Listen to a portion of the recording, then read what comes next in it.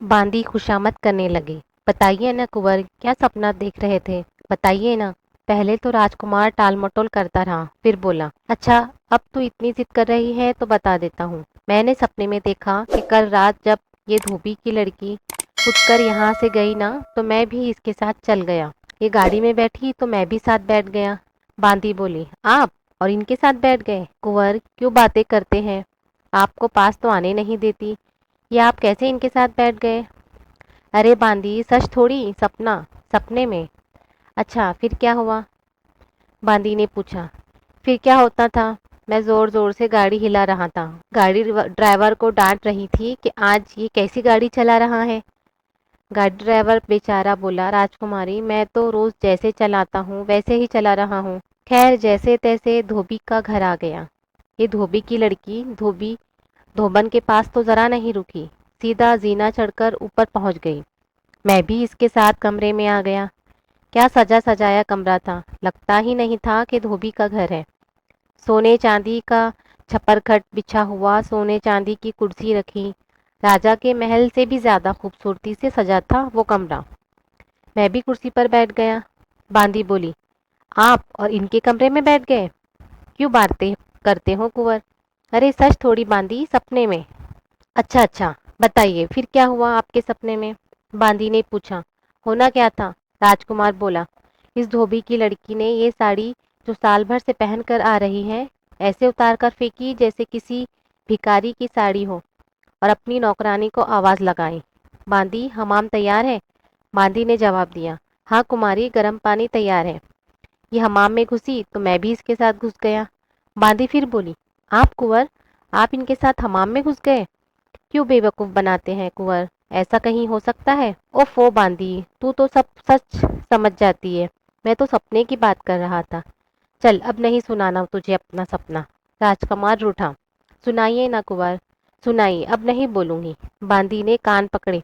राजकुमार ने कहना शुरू किया। बस फिर क्या था, इसने नहाना शुरू किया। मैंने सोचा, चलो, बहुत दिन से अच्छा हमाम नहीं लिया है, लाओ मैं भी नहा लूं। ये एक कटोरा भरकर डालती, मैं 4 कटोरे डाल लेता। इसके शरीर का साबन भी नहीं छूटा था कि पानी खत्म हो गया। इसने अपनी नौकरानी को आवाज लगाई, बांदी, आज इतना कम पानी क्यों रखा है? नौकरानी ने कहा, कुमारी, मैंने तो उतना ही पानी रखा है जितना रोज रखती हूँ, कम हो तो आप और ले लीजिए। वो एक बाल्टी और लाई, वो भी मैंने खत्म कर लिया। फिर तीसरी बार इसने पानी मंगाया। खैर, जैसे तैसे ये हमाम से निकली। इसने नौकरानी को आवाज लगाई, फौरन खाना लाओ, बहुत भूख लगी है। सारा दिन भूखा प्यासा बैठना पड़ता है। नौकरानी छत पर गई और आसमान की तरफ हाथ करके खड़ी हो गई। आसमान से एक थाल उतरा जिसमें सोने चांदी के बर्तनों में दुनिया भर के मजेदार पकवान रखे थे। नौकरानी ने अपने लिए थोड़ा खाना निकाला और बाकी थाल लाकर इसके सामने परोस दिया।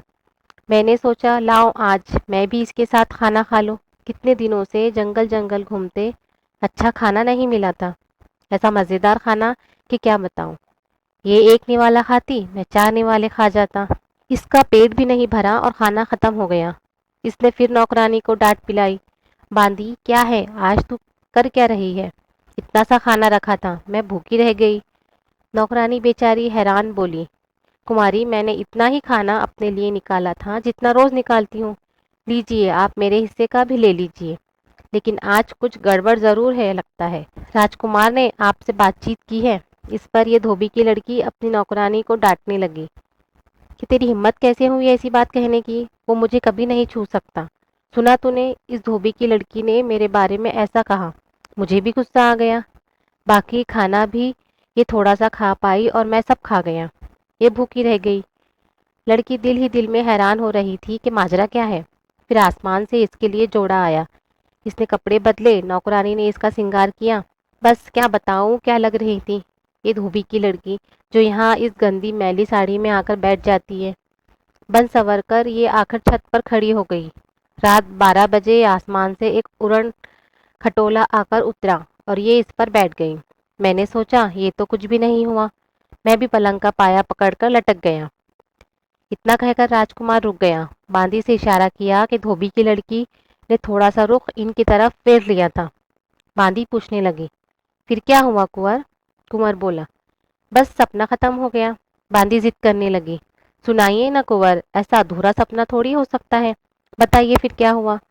राजकुमार पहले तो टाल मटोल करता रहा, फिर बोला। फिर वो उड़न खटोला तो ऊपर ही ऊपर उड़ता हुआ चांद तारों से भी ऊपर उड़ते उड़ते इंद्रलोक में पहुंच गया। वहां राजा इंद्र की सभा भी सजी हुई थी। एक से बढ़कर एक सिंद्र अप्सराएं बैठी थी। ये पहुंची तो सबने उठकर इसे सम्मान दिया, जैसे ये कहीं की राजकुमारी हो। ये धोबी की लड़की वहां अप्सराओं की रानी थी। थोड़ी देर में राजा इंद्र पधारे और नाच रंग की महफिल जमी। सारी अप्सराएं नाची। सबसे आखिर में इसके नाचने का नंबर आया। ये नाचने खड़ी हुई तो मैंने सोचा, अगर आज मैंने इसकी नाच पर थाप नहीं दी तो कुछ नहीं किया।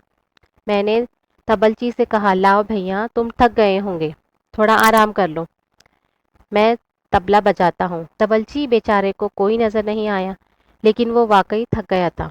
तबला छोड़कर बैठकर ऊँघने लगा। मैंने वो तबला बजाया और मेरी थाप पर ये ऐसा नाची कि समा बन गया। राजा इंद्र ने खुश होकर अपना रेशमी रुमाल इसे इनाम में दिया। इसने झुककर रुमाल लिया, सबको दिखाया और तबलची की तरफ उछाल दिया।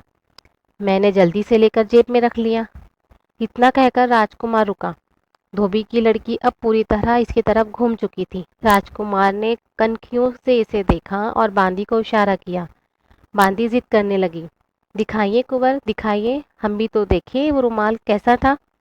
राजकुमार बोला, ए बांदी, सच थोड़ी है, वो तो सपने में था। सपने की चीज कहीं दिखाई जा सकती है।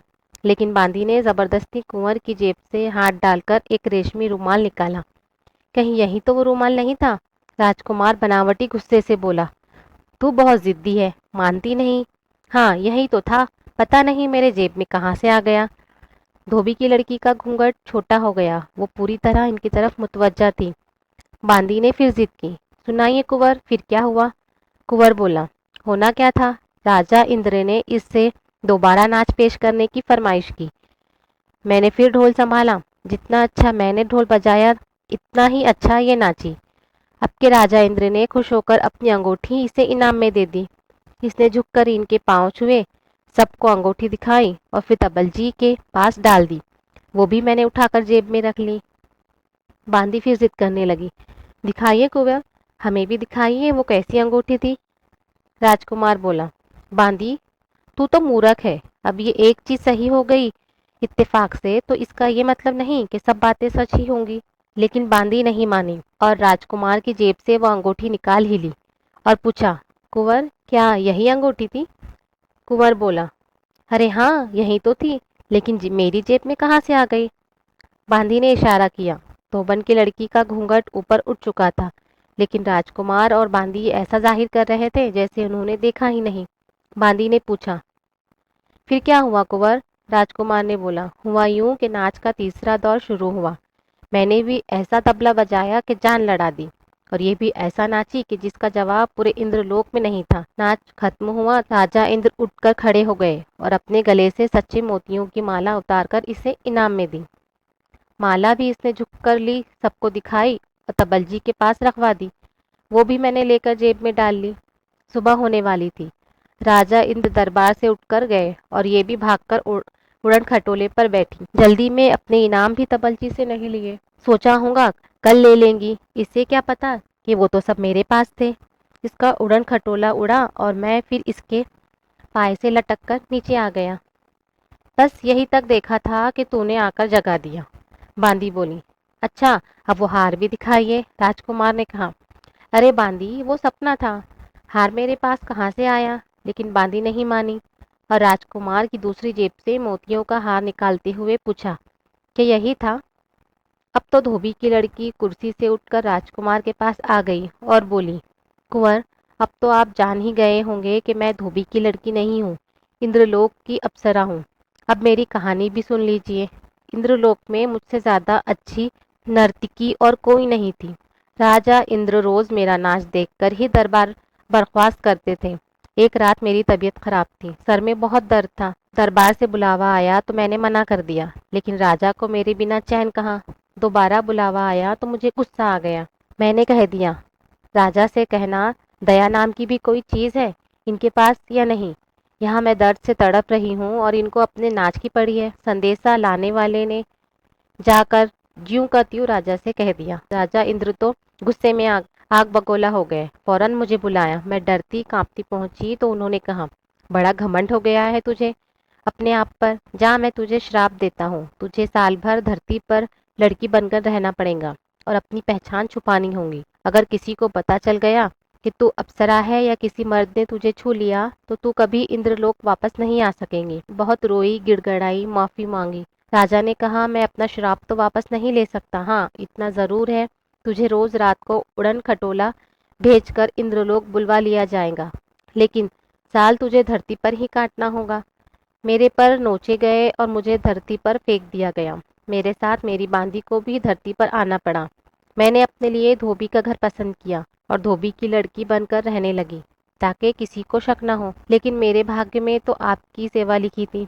कल मेरा अज्ञातवास का 1 साल पूरा होने वाला था। मुझे मेरे पंख मिल जाते और मैं वापस इंद्रलोक चली जाती। आपको मेरी असलियत कभी पता नहीं चलती। आप यही समझते कि मैंने बेवफाई की और भाग गई, लेकिन सब खत्म हो गया। अब आप ही मेरे स्वामी हैं और मैं आपकी दासी। राजकुमार अपनी दुल्हन को लेकर राजा और रानी के पास गया और सारी कहानी सुनाई। राजा को जब पता चला कि इनकी बहू धोबी की लड़की नहीं बल्कि इंद्रलोक अप्सरा है तो इनकी खुशी का ठिकाना नहीं रहा। उन्होंने धूमधाम से बेटी की शादी की और खुशियां मनाई।